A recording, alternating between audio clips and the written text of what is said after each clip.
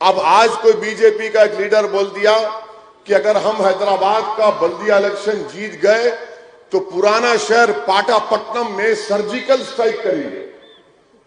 हम old city में पाटापट्टनम में जो भी तेलुगु में बोलते हैं सर्जिकल स्ट्राइक करेंगे और वहां से पाकिस्तानियों और रोहिंग्यों को निकालेंगे। मैं बीजेपी वालों को बोल रहा हूं, पाशा ये आप किस पे सर्जिकल स्ट्राइक करेंगे? ये तो भारत के लोग हैं ना।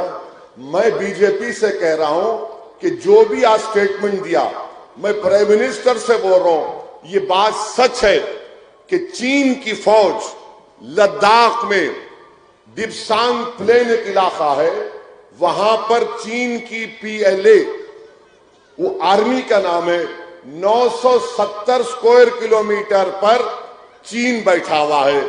मिस्टर मोदी वहां सर्जिकल स्ट्राइक नहीं करेंगे, मुंह से चीन का नाम नहीं लेंगे, वहां से निकालने की बात नहीं करेंगे, और इनके बांकड़े पहलवान जिनके चड्डों में से मोंढे पलट गए हमारे को बोल रहे सर्जिकल स्ट्राइक है। आप बताइए कि क्या बात है? चीन कब्जा करके बैठा डेप्सांग वैली में 970 स्क्वायर किलोमीटर। नहीं, हम यहां पर, अच्छा ये बताइए, आपकी हुकूमत है, अमित शाह होम मिनिस्टर है, इतने कमजोर है होम अमित शाह, इतने वीक है, कितने पाकिस्तानी है बताओ? कल 24 घंटे तक तुम्हारे को टाइम दे रहा हूं, बताओ कितने पाकिस्तानी हैं? निकालो, बताओ, लिस्ट बताओ हमको। याद रखो, हैदराबाद की सरजमीन पर जो कोई बसता है, चाहे वो मुसलमान हो, हिंदू हो, दलित हो, आदिवासी हो, सिख हो, ईसाई हो, वो भारत का बाइज्जत शहरी है। यहां पर कोई पाकिस्तानी नहीं रह सकता, ना हम रहने देते उनको। मगर बल्दिया का इलेक्शन है, दिखाने को कुछ भी नहीं है, कुछ नहीं दिखा सकते। अब क्या समझ रहे? ओ डरा के करूंगा। पाशा डराएंगे ना तो हम भी डरा सकते हो। गए दुनिया, जमाना चला गया लुंगी उठा के दिखाने का जमाना। हाँ, वो अब बात नहीं करना, हम अकेले पूरे भारत में फिरते। मगर बीजेपी के पास कुछ भी नहीं है, सर्जिकल स्ट्राइक करते है। अरे वहां चीन पे कर बाबा, इसको भी लिख जाओ, इसको भी ले जाके दिखाओ आपको। मन नहीं, क्या करेंगे? अरे इलेक्शन है, ये जमहूरियत में इलेक्शन है, वो निकालेंगे। अच्छा, एक और मौसूफ है, आकर उन्होंने बोल दिए मंजलिस को वोट दिए तो मुल्क के मफाद में नहीं है। क्यों पाशा? मुल्क तुम्हारे बाप का है, हमारा नहीं है। और हमारे बाप का मुल्क है ये, हमारे अब्बा का मुल्क है ये। कैसे है बोलो? कैसे हमारे अब्बा का मुल्क है? नहीं मालूम तो सुनो। अब सुनो, इसके बाद कल से फिर चर्चे होंगे अपनी बात का कि भोलकपुर में बोले बोले बोली बोले बोले बोले क्या करते कर लो, बैगन को बोलो, बोले बोलिए। अब्बा का मुल्क क्यों है? अब्बा का मुल्क इसलिए है कि हमारे अब्बा, आपके अब्बा, हमारे अब्बा के अब्बा के अब्बा के अब्बा के अब्बा को ऊपर तक हजरत आदम अलैहिस्सलाम को जब अल्लाह दुनिया में भिजाया तो हजरत आदम पहला कदम हमारे मुल्क में रखे। तो अब्बा की जमीन हुई नहीं हुई? अब अब्बा की जमीन में से हमारे का कोई हक छीन सकता? तो सुनो बीजेपी वालों, जब तक दुनिया कायम रहेगी, जब तक सुबह कयामत नहीं होगी, भारत में मुसलमान बाइज्जत शहरी रहेगा। और सुन लो मेरी इस बात को कि इस मुल्क की आजादी में आरएसएस ने कोई रोल अदा नहीं किया था। ये अंग्रेजों से मिले हुए थे, अंग्रेजों की गुलामी कर रहे थे, खत लिख कर भिजा रहे थे। सुबह कयामत तक हम मुजाहिदीन आजादी की कुर्बानियों को रायगा नहीं जाने देंगे। अगर इस मुल्क में हम उन मुजाहिदीन आजादी के जानशीन बनकर भारत के इस संविधान को, आइन को, तिरंगे को ऊंचा करके अपने हुकूक की लड़ाई हम लड़ रहे हैं। आज मंजलिस जो लड़ाई लड़ रही है वो हिस्सेदारी की लड़ाई है।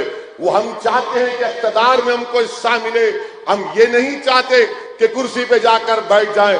हम ये चाहते हैं कि कुर्सी होगी, एक नहीं होगी, 2 कुर्सी होगी। अगर केसीआर एक कुर्सी पर बैठेगा तो दूसरी कुर्सी पर आपकी तरफ से असदुद्दीन ओवैसी बैठेगा और आंख में आंख डालकर मजलूम आवाम के मसाइल की बात करेगा।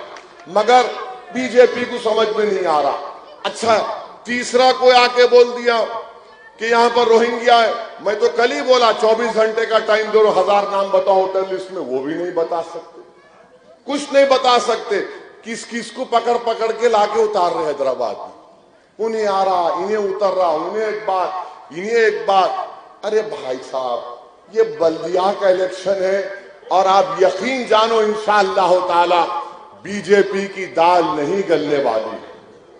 ये मकसद क्या है इनका कि लड़ाया जाए, लोगों में एक किस्म का दुश्मनी पैदा किया जाए। 6.5 साल हुआ तेलंगाना बनकर, आप मेरे को ईमानदारी से बताओ क्या कोई फसाद हुआ हैदराबाद में? इसमें बड़ा क्रेडिट जाता है हैदराबाद की आवाम को, पुलिस को भी जाता है और मजलिस को भी जाता है कि हमने शहर के अमन को जिंदा रखा, शहर के अमन को मजबूत किया। अब कोई बीजेपी का बोल रहा ओवैसी को वोट दिए तो यूं जिन्ना है कहते। बाबा तेरे को जिन्ना के बारे में मालूम भी? कल का बच्चा है ये, छेपीती का शेरवा। ये क्या बोलते हम लोग, चूरपुर बोलते नहीं। अब उन्होंने आके बोल रहे हौले हो गए क्या लोग जिन्ना? अरे जिन्ना कहाँ है रे बाबा? अगर हम जिन्ना को मानते तो यहां कहां रहते थे? हम तो जिन्ना के पैगाम को ठुकरा दिए। हमने कहा कि हम जिन्ना के पैगाम को नहीं मानेंगे। हम सन 57 की जंग आजादी में जो हमारे मुजाहिदीन आजादी ने, हमारे उलमाओं ने फैसला दिया था अंग्रेजों के खिलाफ जिहाद का, हम उस फैसले पर इस मुल्क को अपना मुल्क माने और रहेंगे यहां पर। ये तुम्हारे ये बबर भक्तियों से, तुम्हारे ये बेहुदा और अनाप शनाप बातों से कुछ फर्क पड़ने वाला नहीं है, मगर इनका फ्रस्ट्रेशन, इनकी बोखलाहट नजर आ रही है। बीजेपी ये नहीं बोल रही कि हैदराबाद को इतना अच्छा करेंगे। मैं एक ही सवाल करा मोदी से, तड़प गए लोग, ऐसा दिख रहा सीने पे सांप लौट रहा। कैसा पूछा है? क्या पूछा मैं कि भाई 2019 से अब तक आप हैदराबाद को कितना पैसा दिए बताओ? हैदराबाद में सैलाब आया, 100 साल के बाद बारिश हुई, कितना पैसा दिए? उसकी बात ही नहीं करेंगे। जहां पैसों की बात आ रहे, मोदी बोलते नेशनलिज्म की बात करो, 56 इंच की बात करो। मैं बीजेपी को चैलेंज कर रहा हूं, 29 तारीख को इंतखाबी मुहिम खत्म हो जा रही। मैं चैलेंज कर रहा हूं बीजेपी आरएसएस वालों को कि आप अपने बयानात में क्या 29 तारीख तक टेररिज्म नहीं बोल सकते? क्या आप पाकिस्तान नहीं बोलेंगे? क्या आप रोहिंग्या नहीं बोल सकते? क्या आप अपनी जबान पर ये 4-5 चीजें नहीं लाकर हैदराबाद की बात करो?